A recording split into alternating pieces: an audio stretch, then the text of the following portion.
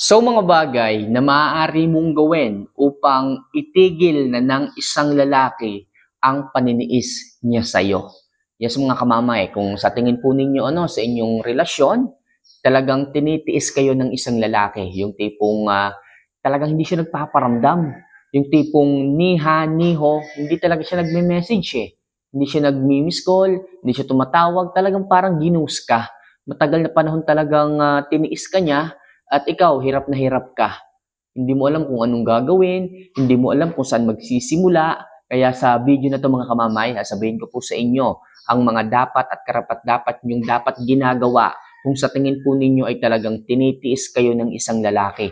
Kung talagang yung lalaki ay hindi nagpaparamdam, ito po at sasabihin ko po sa inyo ang mga bagay na maaaring nyong gawin upang sa ganon, mas ma-realize po ng isang lalaki na dapat pala mini-message ka na niya. So muli bago po natin to simulan, bago po natin to umpisahan, isa lang palagi ang aking hinihiling sa inyo if ever na nagugustuhan niyo po yung mga love advice, yung mga videos, yung mga segments natin na ginagawa, huwag niyo naman po sanang kalimutan na mag-subscribe, mag-like at mag-comment na rin po dyan sa ibaba.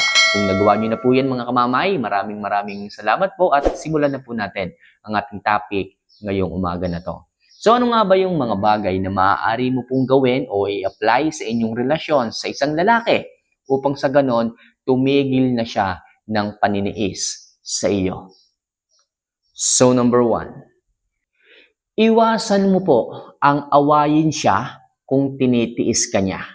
Yes mga kamamay, iwasan niyo po na maging needy, na magalit. Yung tipong tawagan siya, batbatin siya ng chat, ng message, para lamang mag-message at magparamdam siya sa iyo. Huwag niyo pong hihilingin yan. Kasi paghahabol po yan eh. Yung tipong nainis ka na dahil tinitiis ka, dahil walang paramdam, o dahil sa sobrang pagmamahal mo, okay, pinagmumura mo, pinagchat mo, pinagtad mo ng tawag, nag-miss call ka ng 50 miss calls, para lamang mapansin ka niya. Huwag po mga kamamay. Mas maiisip po ng isang lalaki na mas maghahabol ka o naghahabol ka sa kanya kung kaya't mas titiisin ka niya. Mas lalo siyang lalayo, mas lalo siyang hindi magpaparamdam. Bakit? Kasi alam niya na nahihirapan ka eh. Alam niya na mas, alam mo yun, nagbibigay ka ng oras sa kanya eh. Kaya anong gagawin niya? Para mas mahirapan ka, para mas hindi mo kayanin, lalo siyang lalayo. Pero kung ang gagawin mo kamamay, hindi ka mang-aaway o hindi ka maghahanap ng oras sa kanya kahit na tinitiis ka, mas maiisip ng isang lalaki na dapat siyang magparamdam na dahil wala kang balak maghabol eh. Okay? Dahil hindi ka nagagalit, hindi ka naiinis o hindi ka nang-aaway sa mga panahon na wala siyang paramdam. Ibig sabihin, pagdating sa kanya, marirealize ng isang lalaki na hindi kawalan yung pagkawala niya para sa iyo. Kaya ang isang lalaki ay kalaunan ay magpaparamdam. Dahil nga hindi siya nakakaramdam na hinahabol siya eh. Kaya ang isang lalaki, maaga pa lang, pipiliin niya ng magparamdam. Kasi makikita niya or napifeel niya na hindi mo naman siya hinahanap. Kung kaya't lalaki na ang kusang babalik at magpaparamdam sa iyo. Kaya please, tigil-tigilan po ninyo ang pang-aaway sa mga panahon na tinitiis kanya. So next, gawin mo yung tinatawag na reverse psychology o yung mirroring, sabi nga nung iba. So sa paraang ito mga kamamay, magsisink in sa inyong utak at isipan na kung ano po yung ipinararamdam, kung ano po yung ginagawa ng isang lalaki sa inyo is gagawin nyo din po sa abot ng inyong makakaya. Kung kayo po ay tinitiis, tiisin nyo din po. Okay? Iisang tabi nyo po muna ang inyong nararamdaman. Alam ko pong mahirap po ito, masakit, pero ito po yung tama nyong gawin eh. Hindi na nga kayo binibigyan ng oras eh. Hindi na nga kagaya ng dati na tumatawag, nag-a-update. Okay, mangungulit pa ba kayo? Nangulit na nga kayo nung nakaraang linggo, pero hindi pa kayo sinisin. O kaya naman, sinin na kayo pero hindi man lamang nag-chat back o nagre-reply.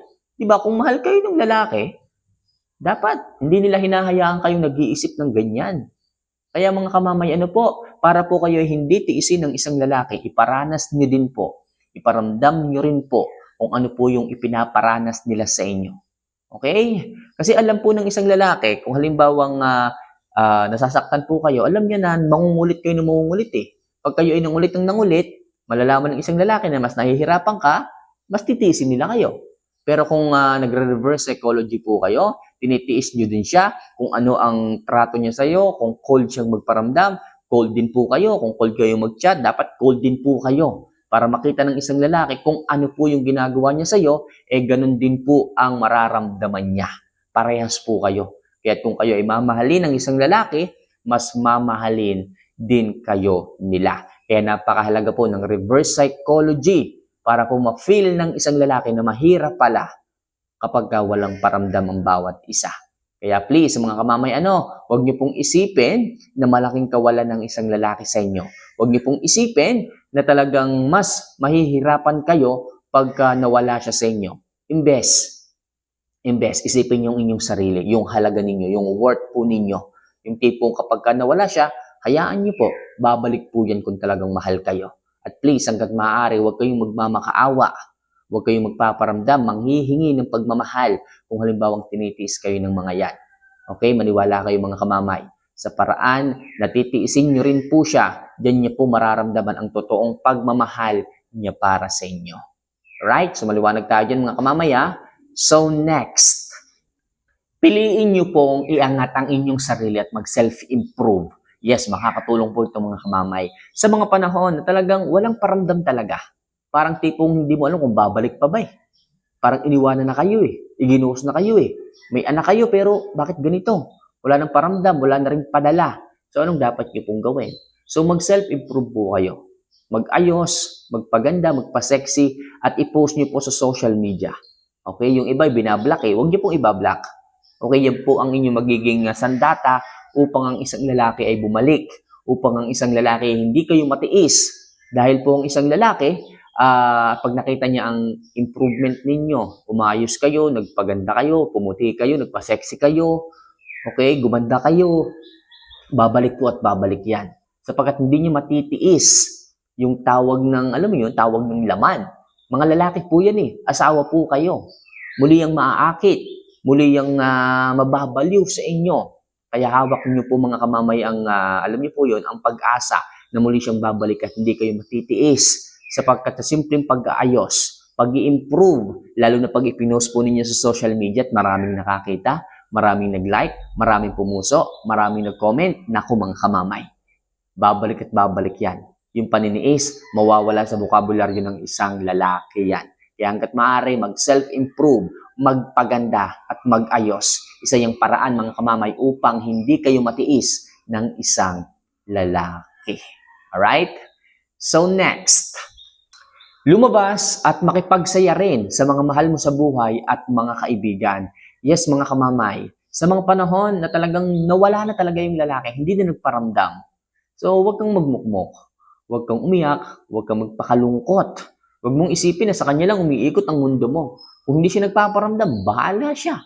At least ikaw, kaya mo pa rin hanapin yung saya mo sa ibang tao. Sa mga kaibigan mo, makipag-mingle ka. Pero wag naman darating sa punto na maghahanap ka kaagad ng iba. Wag naman sanang darating sa punto na ipagpapalit mo kaagad siya.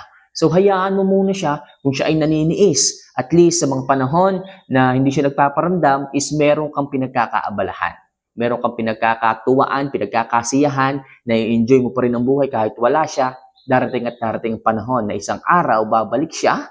Okay, hindi mo namamalayan. Kasi sakalang naman tumatagal ang panahon, lumilipas, tumatagal yung lungkot, yung sakit kapag ka masyado mong dinaramdam yung isang bagay. Okay?